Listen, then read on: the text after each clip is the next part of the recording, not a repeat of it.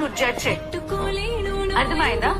నిన్న నాకు నేను వచ్చి మీతో అనిపించుకొని వచ్చి పడుకున్నా. సరే మొన్నటి గురించి అంటావా? మొన్నటి గురించి గొడవలు వాటి వీటి ఇవే అయిపోతున్నాయి. అంటే ఇప్పుడు నీ ప్రకారం నేను ఏ మనుషులతో మాట్లాడకూడదు. నువ్వు చెప్తున్నా అలాగే ఉంది. నీ ప్రకారం నేను ఏ మనుషులతో మాట్లాడకూడదు, ఎవరితో ఉండకూడదు. లేకపోతే ఒక పని చేయి, ఆపేసాయి నాకు కిచెన్ వాష్రూమ్ ఇచ్చేసాయి. ఒక పూటగా అయిపోతుంది. ఎలాగో సంజయ్ గారు ఇమాన్యుల్ చేస్తున్నారు కదా, ఖాళీగా పడుంటా కూర్చోవచ్చు. నేను నీకు ఫ్రెండ్స్ కావాలి, నీ ఫ్రెండ్స్ బాధలో ఉన్నప్పుడు నువ్వు చూసుకోవాలి, నువ్వు ఉండాలి. ఏదైనా అంటే తల ఊపుతావు. ఏమైంది అని అంటే ఏం లేదు అది ఓకే లేదు. నేను వచ్చి నేను అడగలేదా ఏంటి ప్రాబ్లం అంటే వాడేంటో అది అన్నాడంట ఇది అన్నాడంట నేను మాట్లాడడానికి ట్రై చేసా. మరి సింక్ దగ్గర డిస్కషన్ ఎందుకు?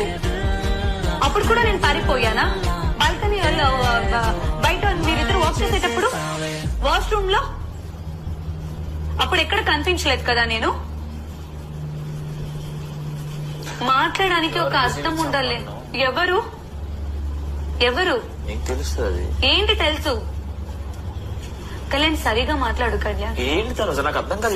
ఒక నిమిషం నాకు డౌట్ ఏంటి? ఇప్పుడు నన్ను ఎవరైనా కొత్తగా ఇప్పుడు ఫర్ సపోజ్ ఇప్పుడు నువ్వు నేను అదంతా వదిలేసే ఇప్పుడు నన్ను ఎవరైనా అరుస్తుంటే నీకు బాధ అనిపిస్తుందా లేదా?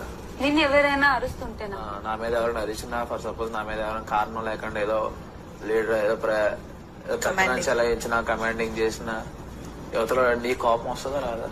పాయింట్ ఉంటే అఫ్ కోర్స్ వస్తుంది. పాయింట్ మ్యాటర్ ఏంటో చెప్పావా? పాయింట్ లేకుండా నన్ను ఎవరైనా మ్యాటర్ ఏంటో చెప్పావా? నీకేమనిపిస్తుంది? మ్యాటర్ ఏంటో చెప్పావా? మ్యాటర్ కాదు నేను అడిగిన